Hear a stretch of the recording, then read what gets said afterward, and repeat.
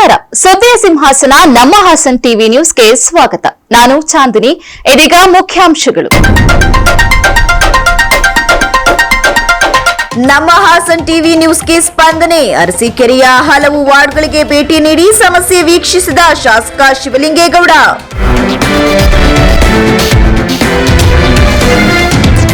ಹೊಳೆನರಸೀಪುರದ ಕಡವಿನ ಹೊಸಹಳ್ಳಿಯಲ್ಲಿ ರಕ್ಷಣಾ ಇಲಾಖೆ ವತಿಯಿಂದ ಪರಿಶಿಷ್ಟ ಜಾತಿ ಮತ್ತು ಪರಿಶಿಷ್ಟ ವರ್ಗಗಳ ಹಿತರಕ್ಷಣಾ ಸಭೆ. ನಮ್ಮ ಹಾಸನ್ ಟಿವಿ ನ್ಯೂಸ್ನ ಬಿಗ್ ಇಂಪ್ಯಾಕ್ಟ್ ಹಲವು ವಾರ್ಡ್ಗಳಿಗೆ ಭೇಟಿ ನೀಡಿ ಸಮಸ್ಯೆಗಳನ್ನು ವೀಕ್ಷಿಸಿ ಆದಷ್ಟು ಬೇಗ ಬಗೆಹರಿಸಿಕೊಡುವಂತೆ ಗೃಹ ಮಂಡಳಿಯ ಅಧ್ಯಕ್ಷ ಹಾಗೂ ಅರಸೀಕೆರೆ ಶಾಸಕ ಶಿವಲಿಂಗೇಗೌಡರು ಅಧಿಕಾರಿಗಳಿಗೆ ಸೂಚನೆಯನ್ನ ನೀಡಿದರು. ಅರಸೀಕೆರೆ ನಗರದ ಬಾಬಾ ಸಾಹೇಬ್ ಕಾಲೋನಿ, ಸುನ್ನಿ ಚೌಕ್, ಎಚ್ಕೆಜಿಎನ್ ನಗರ, ಮಟನ್ ಮಾರ್ಕೆಟ್ ವಾರ್ಡ್ಗಳಿಗೆ ಅಧಿಕಾರಿಗಳು ನಗರಸಭೆ ಸದಸ್ಯರೊಂದಿಗೆ ಭೇಟಿ ನೀಡಿ ಸಮಸ್ಯೆಗಳನ್ನು ವೀಕ್ಷಿಸಿ ಕರ್ನಾಟಕ ಸರ್ಕಾರ ಕೊಳಗೇರಿ ಮಂಡಳಿಯಿಂದ ನಿವೇಶನ ರಹಿತ ಬಡವರನ್ನ ಗುರುತಿಸಿ ಅವರಿಗೆ ನಿವೇಶನ ನಿರ್ಮಿಸಿ ನೇರವಾಗಿ ಫಲಾನುಭವಿಗಳಿಗೆ ನೀಡುವಂತೆ ಹಾಗೂ ರಸ್ತೆಗಳು, ಹಳೆಯದಾಗಿರುವ ಚರಂಡಿಗಳು ಹೊಸದಾಗಿ ನಿರ್ಮಿಸಿ ಆದಷ್ಟು ಬೇಗ ನೀಡುವಂತೆ ಅಧಿಕಾರಿಗಳಿಗೆ ಸೂಚನೆಯನ್ನ ನೀಡಿದರು. 1 ಲಕ್ಷ ರೂಪಾಯಿ ನೀವು ಡಿಡಿ ಕಟ್ಟಬೇಕು ಸರ್ಕಾರ. 3 ವರ್ಷದ ಮನೆ ಕಟ್ಕೊಡ್ತಾರೆ. 3 ವರ್ಷದ ಮನೆ ಕಟ್ಕೊಡ್ತಾರೆ.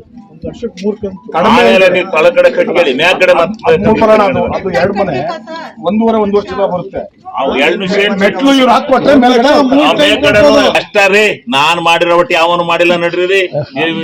ಮುಸ್ಲಿಂ ಏರಿಯಾದ ಒಂದ್ ರೋಡ್ ಇತ್ತು, ಒಂದ್ ಇದಿತ್ತ, ಎಂತದಿತ್ತು. ಈಗ ಏನ್ ಮಿಕ್ಕಲ್ಲ ನಡೀರಿ, ಎಲ್ಲ ತಂದಿರೋ ಗ್ರಾಂಟ್ ಎಲ್ಲ ಮುಗಿಸ್ರಿ. ಅದ್ ಎಷ್ಟ್ ಬೇಕು, ಎಷ್ಟು ಕೋಟಿ ಬೇಕಾದ್ರೆ ಈ ಸಂದರ್ಭದಲ್ಲಿ ನಗರಸಭೆ ಆಯುಕ್ತರಾದ ಕೃಷ್ಣಮೂರ್ತಿ, ನಗರಸಭೆ ಮಾಜಿ ಅಧ್ಯಕ್ಷ ಹಾಲಿ ಸದಸ್ಯ ಎಂ ಸಮೀವುಲ್ಲಾ, ಮಾಜಿ ಉಪಾಧ್ಯಕ್ಷ ಕಾಂತೇಶ್, ಸದಸ್ಯರುಗಳಾದ ಮನೋಹರ್ ಮೇಸ್ತ್ರಿ, ವೆಂಕಟಮುನಿ, ಸುಧಾಕರ ಹಾಗೂ ಅಬ್ದುಲ್ ಜಮೀಲ್, ಟಿಪ್ಪು, ರೋಷನ್, ಸ್ಲಾಂ ಬೋರ್ಡ್ ಅಧಿಕಾರಿಗಳು ಮತ್ತು ಮುಖಂಡರುಗಳಾದ ಅತಾಹುಲ್ಲಾ, ಕ್ವಾಜಾ, ಹಮೀದ್, ರಾಮತುಲ್ಲಾ, ಇಬ್ರಾಹಿಂ, ಅಪ್ರೋಜ್, ಸ್ಥಳೀಯ ನಿವಾಸಿಗಳು ಉಪಸ್ಥಿತರಿದ್ದರು. ಸಂವಿಧಾನದ ಹಕ್ಕುಗಳನ್ನ ಕಾನೂನು ಅರಿವಿನ ಮೂಲಕ ತಿಳಿಯಬೇಕು. ಇದಕ್ಕಾಗಿ ಶೋಷಿತ ಮತ್ತು ದುರ್ಬಲ ವರ್ಗಗಳಿಗೆ ಕಾನೂನು ಅರಿವು ಅಗತ್ಯ.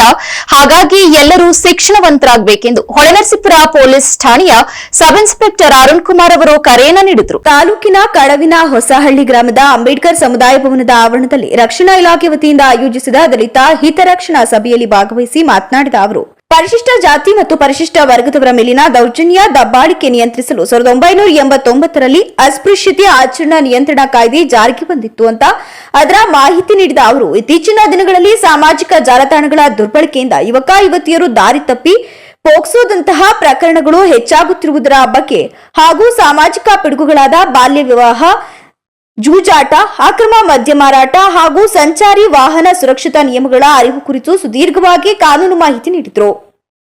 ಇಲ್ಲಿನ ಸ್ಥಳೀಯರಿಗೆ, ಇಲ್ಲಿನ ಮಹಿಳೆಯರಿಗೆ, ಇಲ್ಲಿನ ವಿದ್ಯಾರ್ಥಿಗಳಿಗೆ ಎಲ್ರಿಗೂ ಕೂಡ ಈ ಒಂದು ಕಾನೂನಿನ ಬಗ್ಗೆ ಅರಿವನ್ನು ಮೂಡಿಸಬೇಕು ಅಂದ್ಬಿಟ್ಟು ಕಡಿನಸಳ್ಳಿ ಗ್ರಾಮದಲ್ಲಿ ಇದನ್ನು ನಾವು ಸಭೆಯನ್ನ ಮಾಡಬೇಕಂತ ಹೇಳಿ ನಮ್ಮ ನಾಗರಾಜು ಮತ್ತೆ ಹಿರಿಯರಿಗೆ ತಿಳಿಸಿದ ಕಾರಣದಿಂದ ಬಹಳ ಅಚ್ಚುಕಟ್ಟಾಗಿ ಒಂದು ಚೇರ್ಗಳನ್ನ ಹಾಕಿ ಒಂದು ಇದನ್ನೆಲ್ಲ ಸ್ಟೇಜ್ ಮಾಡಿ ಒಂದು ಜನಗಳನ್ನ ಸೇರಿಸಿದ್ದಾರೆ. ಬಹಳ ಒಂದು ಖುಷಿಯಂತ ವಿಚಾರ. ಅವಾಗ ಒಂದು ನಾಗರಾಜು ಮತ್ತೆ ಪಾಪಣ್ಣ, ಮತ್ತೆ ಏನಿಲ್ಲ ಹಿರಿಯರಿದ್ದೀರಿ, ವಿದ್ಯಾರ್ಥಿಗಳಿದ್ದೀರಿ, ಮತ್ತೆ ಮಹಿಳೆಯರಿದ್ದೀರಿ, ಎಲ್ರಿಗೂ ಕೂಡ ನಮ್ಮ ಪೊಲೀಸ್ ಇಲಾಖೆ ವತಿಯಿಂದ ತುಂಬ ಅಭಿನಂದನೆಗಳನ್ನ ಪ್ರತಿ ತಿಂಗಳು ನಾವು ಮೀಟಿಂಗ್ ಅನ್ನ ಮಾಡ್ಕೊಂಡ್ ಬಂದಾಗ ಠಾಣಾ ಮಟ್ಟದಲ್ಲಿ ಮಾಡ್ತೇವೆ. ಇವತ್ತು ತಾವೆಲ್ಲರೂ ಕೂಡ ಸೇರಿದ್ದೀರಿ. 1989ರಲ್ಲಿ ಒಂದು ಕಾನೂನು, ಹೊಸದಾಗಿ ಒಂದು ಕಾನೂನು ಬರ್ತದೆ, SC ST ಆಕ್ಟ್ ಅಂತ ಬರ್ತದೆ. ಮೀನ್ಸ್ ಅಂದ್ರೆ ಪರಿಶಿಷ್ಟ ಜಾತಿ ಮತ್ತು ಪರಿಶಿಷ್ಟ ಪಂಗಡ ವರ್ಗದವರಿಗೆ ಈ ಸಮಾಜದಲ್ಲಿ ಒಂದು ಒಳ್ಳೆಯ ನ್ಯಾಯವನ್ನು ಕೊಡಬೇಕು.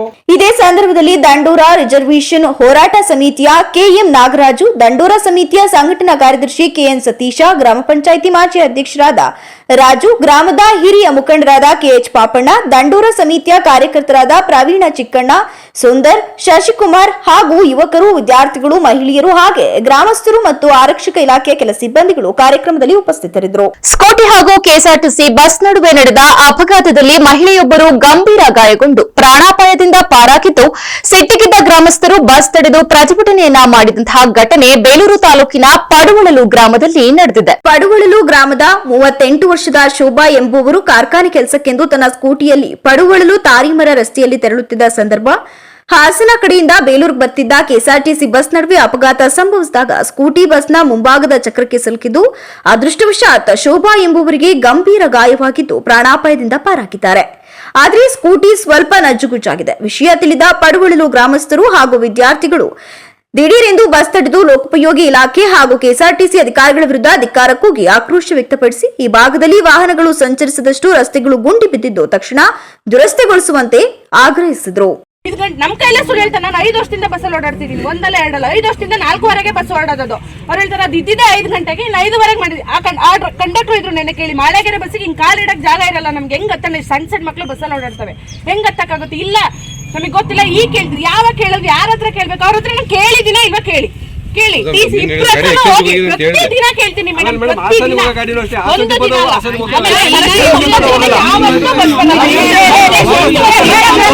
ಬಸ್ ಹಾಗೂ ಸ್ಕೂಟಿ ನಡುವಿನ ಅಪಘಾತದಲ್ಲಿ ಗಾಯಗೊಂಡ ಶೋಭಾ ಅವರನ್ನ ಹೆಚ್ಚಿನ ಚಿಕಿತ್ಸೆಗಾಗಿ ಹಾಸನ ಆಸ್ಪತ್ರೆಗೆ ದಾಖಲಿಸಲಾಗಿದ್ದು, ಘಟನೆ ಸಂಬಂಧ ಹರೇಹಳ್ಳಿ ಪೊಲೀಸ್ ಠಾಣೆಯಲ್ಲಿ ಪ್ರಕರಣವನ್ನ ದಾಖಲಿಸಲಾಗಿದೆ. ನಂತರ ತಹಶೀಲ್ದಾರ್ ಎಂ ಮಮತಾ ಗ್ರಾಮಸ್ಥರನ್ನ ಸಮಾಧಾನಪಡಿಸಿ ರಸ್ತೆ ಗುಂಡಿ ಮುಚ್ಚುವ ಕೆಲಸ ಮಾಡಿಸುವುದಾಗಿ ಭರವಸೆಯನ್ನ ನೀಡಿದ ನಂತರ ಪ್ರತಿಭಟನೆಯನ್ನ ಕೈಬಿಡಲಾಯಿತು. ಸಾರ್ವಜನಿಕರು ಸ್ವಯಂ ಪ್ರೇರಣೆಯಿಂದ ಆರೋಗ್ಯ ಇಲಾಖೆಯ ಜೊತೆಯಲ್ಲಿ ಕೈ ಜೋಡಿಸಿದಾಗ ಮಾತ್ರ ಡೆಂಗ್ಯೂ ನಿಯಂತ್ರಣ ಮಾಡಬಹುದು ಎಂದು ಹೊಳೆನರಸೀಪುರ ಸಾರ್ವಜನಿಕ ಆಸ್ಪತ್ರೆಯ ಆಡಳಿತಾಧಿಕಾರಿ ಡಾಕ್ಟರ್ ಧನಶೇಖರ್ ತಿಳಿಸಿದರು. ಬುಧವಾರ ಸರ್ಕಾರಿ ಗೃಹ ವಿಜ್ಞಾನ ಕಾಲೇಜು ವತಿಯಿಂದ ರೋಟರಿ ಸಂಸ್ಥೆ ಸಹಯೋಗದಲ್ಲಿ ಆಯೋಜಿಸಿದ್ದ ಜಾಗೃತಿ ಜಾಥಾ ಕಾರ್ಯಕ್ರಮ ಉದ್ಘಾಟಿಸಿ ಮಾತನಾಡಿದ ಅವರು, ಶುದ್ಧ ನೀರಿನಲ್ಲಿ ಲಾರ್ವಾಗಳು ದೊಡ್ಡದಾಗಿ ಪರಿಸರದಲ್ಲಿ ಸೇರಿ ಕಚ್ಚುತ್ತಿರುವುದರಿಂದ ಡೆಂಗಿ ಹರಡುತ್ತಿದೆ. ಆದ್ದರಿಂದ ಮನೆ ಒಳಗಿನ ಲಾರ್ವಾಗಳನ್ನ ಸರ್ಕಾರಿ ಸಂಸ್ಥೆಗಳು ನಾಶ ಮಾಡಲು ಸಾಧ್ಯ ಇಲ್ಲದಿರುವುದರಿಂದ ಅವುಗಳ ನಾಶಕ್ಕೆ ಮನೆಯವರೇ ಕ್ರಮ ತೆಗೆದುಕೊಳ್ಳಬೇಕು. ಡೆಂಗಿ ಹರಡುವ ಸೊಳ್ಳೆಗಳು ಸಂಜೆ 5ರಿಂದ ರಾತ್ರಿ 8ರವರೆಗೆ ಕಚ್ಚುವುದರಿಂದ ಆ ಸಮಯದಲ್ಲಿ ಜಾಗೃತರಾಗಿರಿ. ಮನೆ ಒಳಗಿನ ನೀರಿನ ತೊಟ್ಟಿಗಳಲ್ಲಿ ಇನ್ನಿತರ ವಸ್ತುಗಳಲ್ಲಿ ಶೇಖರಣೆ ಆಗುವ ಶುದ್ಧ ನೀರಿನಲ್ಲಿ ಲಾರ್ವಾಗಳು ಉತ್ಪತ್ತಿಯಾಗಿ ಬೆಳೆದು ನಂತರ ಪರಿಸರದಲ್ಲಿ ಸೇರಿ ಜನರಿಗೆ ಕಚ್ಚಿ ರೋಗ ಹರಡುತ್ತಿವೆ. ರೋಗ ಬಂದ ನಂತರ ಚಿಕಿತ್ಸೆ ಪಡೆದುಕೊಳ್ಳುವ ಬದಲು ರೋಗ ಬರದಂತೆ ತಡೆಯುವುದು ಒಳ್ಳೆಯದು. ಒಂದು ವೇಳೆ ರೋಗ ತಗುಲಿದ್ರೆ ಆತಂಕಕ್ಕೆ ಒಳಗಾಗದೆ ತಕ್ಷಣ ಚಿಕಿತ್ಸೆ ಪಡೆದರೆ ಗುಣಮುಖರಾಗಬಹುದು. ಆದರೆ ಚಿಕಿತ್ಸೆ ಪಡೆದುಕೊಳ್ಳದೆ ಉದಾಸೀನ ಮಾಡಿದರೆ ಅಪಾಯ ಹೆಚ್ಚಿರುತ್ತೆ ಅಂತ ತಿಳಿಸಿದ್ರು. ಅಲ್ಲಲ್ಲೇ ಸ್ಮಾಲ್ ಕ್ವಾಂಟಿಟಿ, ಒಂದು 5 ml 2 ml ನೀರು ಅಲ್ಲಲ್ಲೇ ಅದು ಒಳ್ಳೆ ಮೊಟ್ಟೆ ಇಡ್ತಾ ಇರುತ್ತೆ, ಅಲ್ಲೇ ದೊಡ್ಡದಾಗಿ ಬೆಳೀತಾ ಇರುತ್ತೆ. ಸೊ ಇದನ್ನ ನಾವು ಮಾಡಬೇಕಾಗಿರೋದು. ಸೊ ಈ ಬ್ರೇಕಿಂಗ್ ದ ಸೈಕಲ್. ಸೊ ಈ ಒಂದು ಏನು ಸೊಳ್ಳೆ ಮೊಟ್ಟೆ ಇಟ್ಟು ಅದು ಮರಿ ಆಗಕ್ಕೆ 7 ದಿನ ಟೈಮ್ ಬೇಕು. ಸೊ ಈ ಟೈಮಲ್ಲಿ ಎಲ್ಲೆಲ್ಲಿ ಸೊಳ್ಳೆ ನಿಂತಿರ್ತಕ್ಕಂಥ ಏನು ಮೊಟ್ಟೆ ಬೆಳೆಸ್ತಾ ಇರ್ತಕ್ಕಂಥ ಜಾಗಗಳಿದೆ ಅದನ್ನ ನಾವು ನಿರ್ಮೂಲನೆ ಮಾಡಬೇಕು. ಸೊ ಇದು ಮುನ್ಸಿಪಾಲಿಟಿ ಕೆಲಸಕ್ಕೂ ಆಗಲ್ಲ, ಯಾವುದೇ ಟೌನ್ ಮುನ್ಸಿಪಾಲಿಟಿ ಮಾಡಕ್ಕಲ್ಲ. ಇದೆಲ್ಲ ನಿಮ್ಮ ಮನೆಯಲ್ಲಿ ವೈಯಕ್ತಿಕವಾಗಿ ಏನಂದ್ರೆ ಜನಾಂದೋಲನೆ ಆಗ್ಬೇಕು.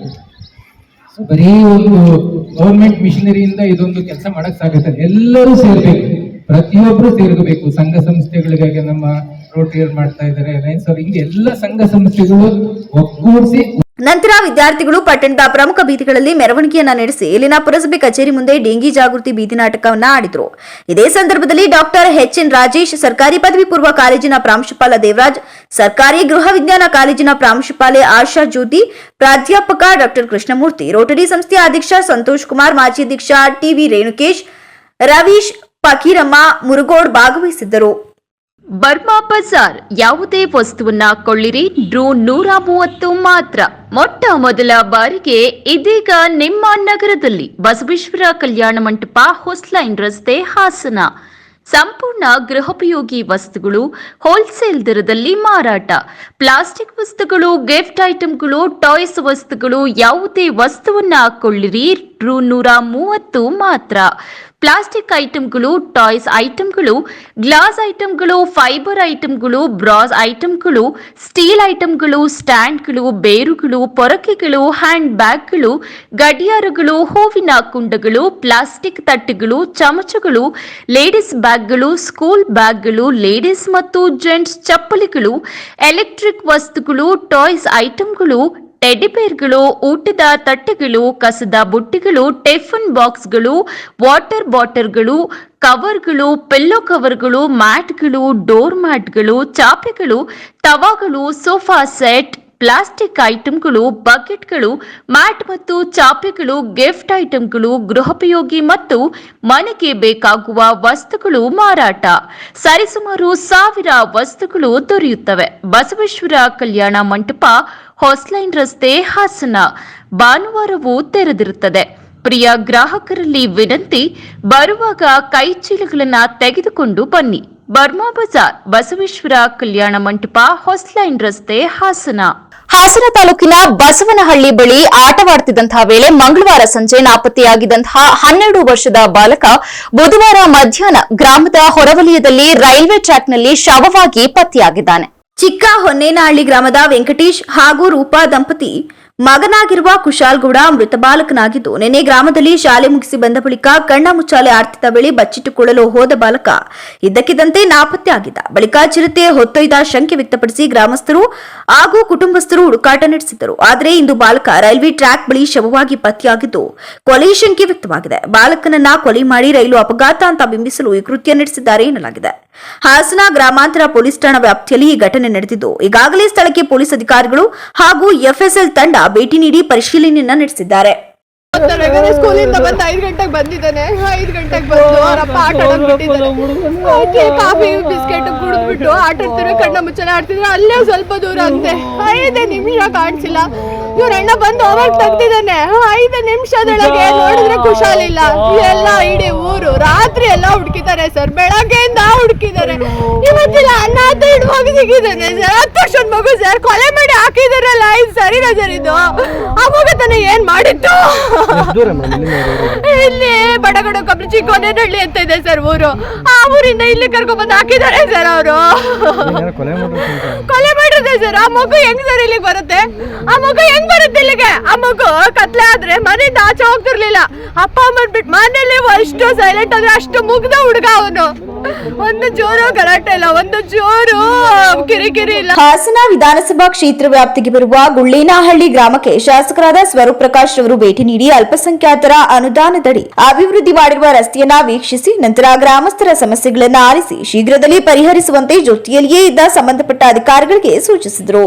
ಹಾಸನ ವಿಧಾನಸಭಾ ಕ್ಷೇತ್ರ ವ್ಯಾಪ್ತಿಯ ದೊಡ್ಡಮಂಡಿಗನಹಳ್ಳಿ ಗ್ರಾಮದಲ್ಲಿ ಯುಜುಡಿ ಕಲುಷಿತ ನೀರು ಕೆರೆಯ ನೀರನ್ನ ಸೇರಿ ಕಲುಷಿತಗೊಳ್ಳುತ್ತಿದೆ ಅಂತ ಗ್ರಾಮಸ್ಥರು ಶಾಸಕ ಸ್ವರೂಪ್ ಪ್ರಕಾಶ್ ಅವರ ಗಮನಕ್ಕೆ ತಂದಿದ್ದರು. ವಿಷಯ ತಿಳಿದ ತಕ್ಷಣ ನಗರಸಭೆ ಹಾಗೂ ಸಂಬಂಧಪಟ್ಟ ಅಧಿಕಾರಿಗಳೊಂದಿಗೆ ಗ್ರಾಮಕ್ಕೆ ಭೇಟಿ ನೀಡಿ ಸಮಸ್ಯೆಯನ್ನ ಆಲಿಸಿ ವೀಕ್ಷಿಸಿ ನಗರಸಭೆ ಅಧಿಕಾರಿಗಳಿಗೆ ಸಮಸ್ಯೆಯನ್ನ ಶೀಘ್ರದಲ್ಲಿ ಪರಿಹರಿಸುವಂತೆ ಸ್ಥಳದಲ್ಲಿ ಸೂಚಿಸಿದರು. ಕೊನೆಯಲ್ಲಿ ಮತ್ತೊಮ್ಮೆ ಮುಖ್ಯಾಂಶಗಳು.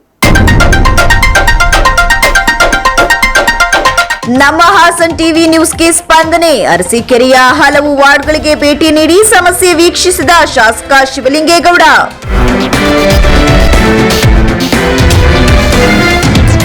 ಹೊಳೆನರಸೀಪುರದ ಕಡವಿನ ಹೊಸಹಳ್ಳಿಯಲ್ಲಿ ರಕ್ಷಣಾ ಇಲಾಖೆ ವತಿಯಿಂದ ಪರಿಶಿಷ್ಟ ಜಾತಿ ಮತ್ತು ಪರಿಶಿಷ್ಟ ವರ್ಗಗಳ ಹಿತರಕ್ಷಣಾ ಸಭೆ.